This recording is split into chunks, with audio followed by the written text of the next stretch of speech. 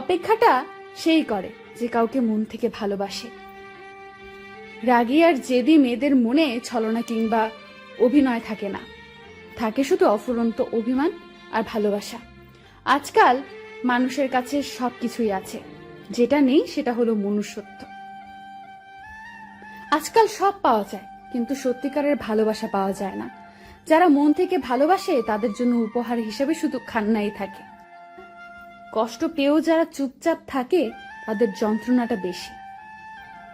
খারাপ সময় আসা ভালো, কারণ বাস্তব জীবনে কিছু সত্যের মুখোমুখি হওয়া যায়। কাউকে একবার মন থেকে ভালোবেসে দেখো, তাকে ছাড়া বেঁচে থাকাটা মৃত্যুর চেয়েও বেশি কঠিন মনে হবে। পৃথিবীতে দুই ধরনের কষ্ট আছে, একটা তোমাকে ব্যথা দিবে, আর একটা তোমাকে বদলে দেবে। ভালোবাসি কিনা জানি না, তবে তোমার নাম শুনলে আজও আমার হৃদয় স্পন্দন বেড়ে যায়। নিজের চেয়েও বেশি ভালোবাসতাম তোমায়, শুধু দেখাতে পারতাম না। আজও ভালোবাসি দূর থেকে।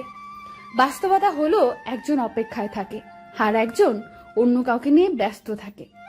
জীবনে এমন কাউকে খুঁজে পাওয়া সত্যিই অনেক বড় ভাগ্যের ব্যাপার, যাকে 1000বার কষ্ট দিলেও সে আমায় বলবে, আমি তোমার ছিলাম, তোমার আছি, তোমারই থাকবো। যে মানুষটা রোজ তোমার অবহেলাগুলো চুপচাপ সহ্য করে, আর তুমি দিনের পর দিন সহজেই তাকে ঠকিয়ে যাও, ভেবো না তুমি জিতে যাচ্ছ, আসলে তুমি তাকে হারিয়ে ফেলছো।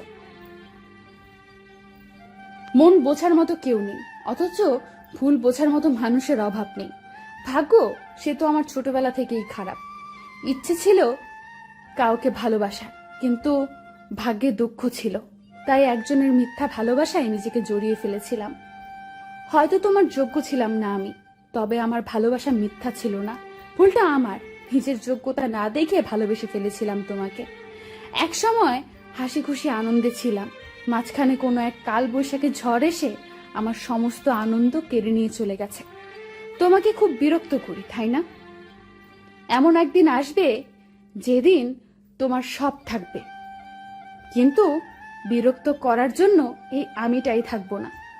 আচ্ছা, যেদিন আমি থাকবো না সেদিন কে তোমাকে এত বিরক্ত করবে? সেদিন কার সাথে এত অভিমান করবে তুমি?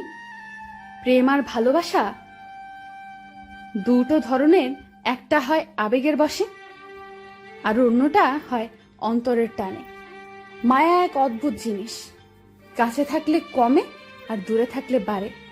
প্রিয় মানুষটির কাছে আপনার দেওয়া ভালোবাসাটাই সবচেয়ে বেশি মূল্যবান। প্রেমের প্রথম দিকে মানুষ জীবন দিতে পারে, কিন্তু প্রেম পুরনো হলে সময়টাও দিতে পারে না। একটু অবহেলা আর একটু খারাপ ব্যবহার একটা ভালো সম্পর্ক ভেঙে দেওয়ার জন্য যথেষ্ট। অতিরিক্ত চঞ্চল মেয়েগুলো জীবনে অনেক বেশি আঘাত পায়।